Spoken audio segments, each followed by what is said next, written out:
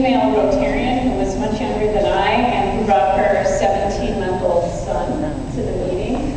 And I thought how tickled my dad would have been with that development in Rotary. When my dad was a Rotarian, women were still Rotary hands. And I used to get to go occasionally when I was in high school and college as a visitor.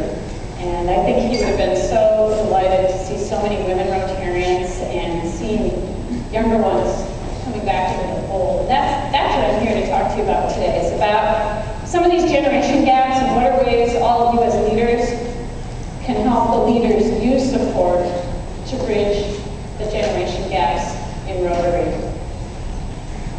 The gaps crop up in all sorts of ways. I'm sure you've experienced that in your work lives and your personal lives. I'll tell you just one that happened to me. I have a Generation X business partner who's based in Minneapolis, Minnesota, and I'm a baby boomer and I'm in San Francisco. And about a year ago, David, my business partner, called me up and he said, "Hey Lynn, you know how I've just been looking and looking for an office manager for our Minneapolis office? I think I finally found somebody." And I said, "Oh, I'm so glad. I know that's been a long journey for you. Who did you find?" And he said, "Well, I found a really great woman. She's pretty young, but she's got all the right qualifications, the energy, the enthusiasm. I think I want to hire her."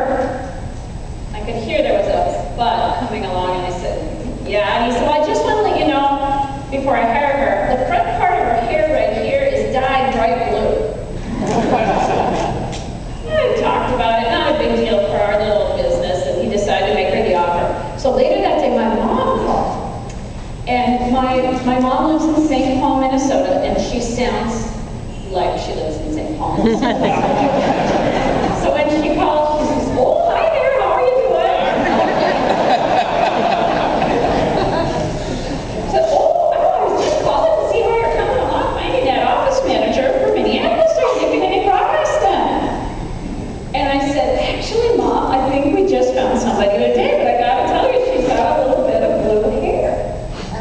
First words out of her mouth, "Oh, I'm so glad you're willing to hire older people."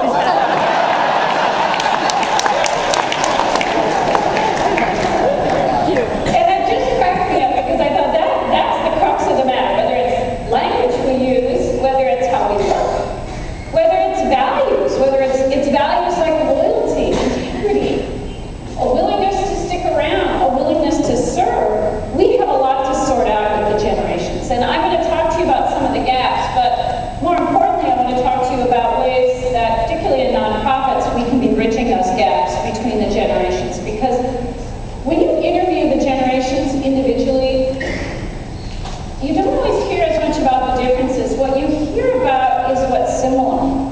Every generation wants to have a good career. They want to do something they care about. They want to be mentored. They want to be able to give back and make a difference in the world. And with that as our basis, it shouldn't be impossible to bridge some of the other gaps that are more of those surface things.